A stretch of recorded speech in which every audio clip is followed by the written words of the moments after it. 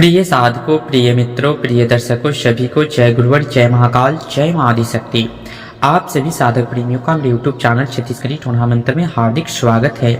आज सभी साधकों के समकक्ष, सभी तंत्र साधवियों के समकक्ष, सभी तंत्र के अघोर साधकों के समकक्ष गुरुमुखी ग्रामीण गुरु शिष्य परंपरा में छत्तीसगढ़ी ग्रामीण मंत्र की मारन की श्रृंखला में आज एक अद्भुत अकाट मारन प्रस्तुत करने जा रहा हूं, जो सभी साधक इस मारन को अपने तुनीर में संजो करके रखे, क्योंकि बहुत ही विखर मारन है और जब भी आवश्यकता पड़ने पे यह मारन का किसी भी पैरी दुश्मन के लिए जब अति से अंत हो जाए तो उसके प्राण हंसा को उड़ा सकते हैं।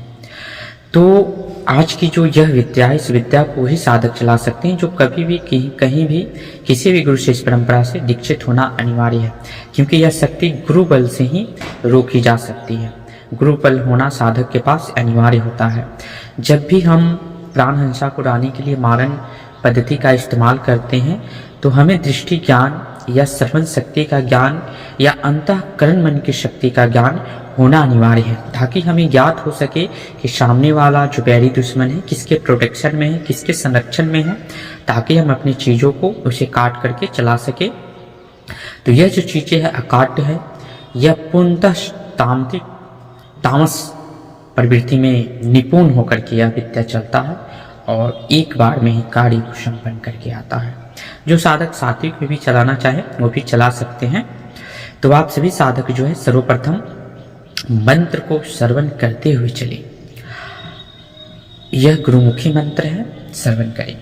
आवत है मोर देवी हा, आवत है कलकत्ता है, खून मांगत है धरे खप्पर कस कराही, मोर बैरीला मांगत है सित बस नहीं देवा, दाई जा मोर बैरीला कराही में रांध के खावे, तब तोला कारी बड़ई के धुर पावा, देहा देहा खून के धार, आगे आगे देवी चले पाछी चले मोर वीर मशान, काकर कहे सतपुरुष अष्टंगी माता के कहे, माँ फलाना ला चा खाली। यह मंत्र है।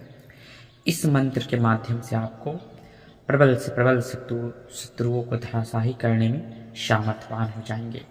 इसकी संपूर्ण विधि शैली जो है प्रस्तुत करने जा रहा हूँ, श्रवण करें। इसमें किन किन चीज़ों की आवश्यकता होगी। इसमें आपको सर्वप्रथम जब भी आप क्रिया करेंगे तो कृष्ण पक्ष के रविवार, बुधवार, शनिवार, अमावस्या, काली चौदस के दिन निर्वस्त्र होकर के दक्षिण मुख होकर के इस क्रिया को करना है। आप आसन काला का रख सकते हैं। आपको एक काला खप्पर रखना है, 2 सिगरेट रखना है, चना मुड़ा रखना है, 3 बंगला पान, लौंग इलायची रखना है, 3 नारियल रखना है, 7 नींबू रखना है, 1 कारी बड़ई आपको रखना है।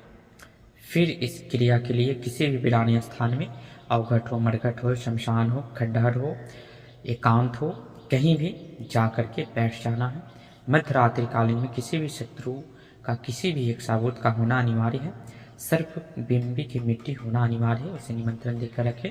और शमशान की कोई भी नुकीले कील या बम्बू का कील या शाही के कांटे जो शमशान में बिखरे पड़े हो कहीं भी किसी भी अवस्था में, तो उससे ग्रहण करके अपने पास रखें, ताकि जब भी आपकी आवश्यकता हो तो आप उसे करने में सामर्थ्यवान हो सके, एकदम प्रबल गति से चला सके। तो इन सारी सामग्रियों को एकत्रित करके जिस स्थान पे कार्य करना है वहाँ पे जाना है और माता अष्टंगी माता को 3 नारियल, 3 बंगला पान, लौंग इलायची, श्रृंगार इत्यादि अर्पण करके 3 नग नींबू का फल दे करके नारियल तोड़कर उनसे प्रार्थना करना है कि मैं अमुक शत्रु से बहुत परेशान हूँ, उसने अति से अंत कर दिए हैं, इतनी गलतियाँ कर दी हैं। आपको जो भी है वहाँ पे अपनी दुविधा को व्यक्त करना है।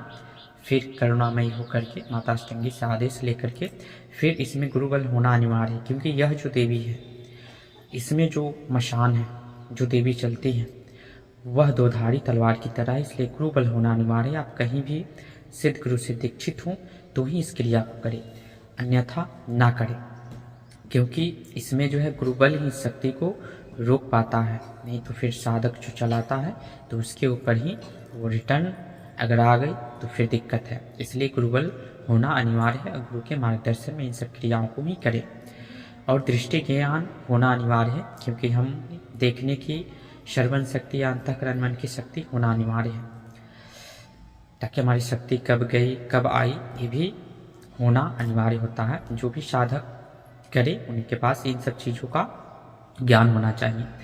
तो इन सारी चीज़ों को रखकर बैरी का थोड़ा सा कोई भी साबुत हो उसके माध्यम से आटे या मिट्टी के माध्यम से सर्प के बिंबी के मिट्टी को रखकर पुतला बनाना है।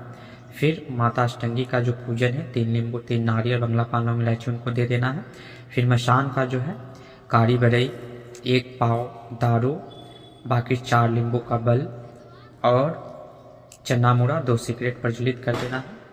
और फिर कारी बरई अपने पास रखना है। जब तक उसको दाना चुवा करके आप छोड़ सकते हैं या जब शक्ति आएगा तो स्वतः ही उसे ले लेगा, वो अपने पास आप रखें। फिर इस मंत्र के माध्यम से शमशान की जो भी कील या शाही कांटे या बम्बू की कील बनाए हैं उसे अभिमंत्रित करते हुए 108 बार या 51 बार या 21 बार फिर उस बैरी के आर पार कर देना है। फिर बैरी जहाँ भी जिस अवस्था में उसके प्राणहंसा जो है उड़ जाएंगे। तो यह पद्धति को एकदम विधिवत तरीके से श्रवण करने के उपरांत एक विधि पे फोकस करके ही करें। फिर वहाँ से लौटे और फिर घर में अपने प्रवेश जो है संपूर्ण जिस घर में फैमिली हो उसमें प्रवेश ना करें। उस रात जो है बाहर ही अपने एकांत कक्ष में सोए। फिर सुबह स्नान ध्यान करके फिर अपने कार्य में अपनी दिनचर्या का आरंभ करें। जो भी साधक तंत्र की कोई भी विशेष गुढ़ विद्याओं को सीखने का इच्छा रखते हैं वह संपर्क करके सीख सकते हैं। फिर मिलेंगे नेक्स्ट वीडियो में गुप्त जानकारी के साथ। बने रहे हमारे यूट्यूब चैनल के साथ। तब तक के लिए विदा लेते हैं।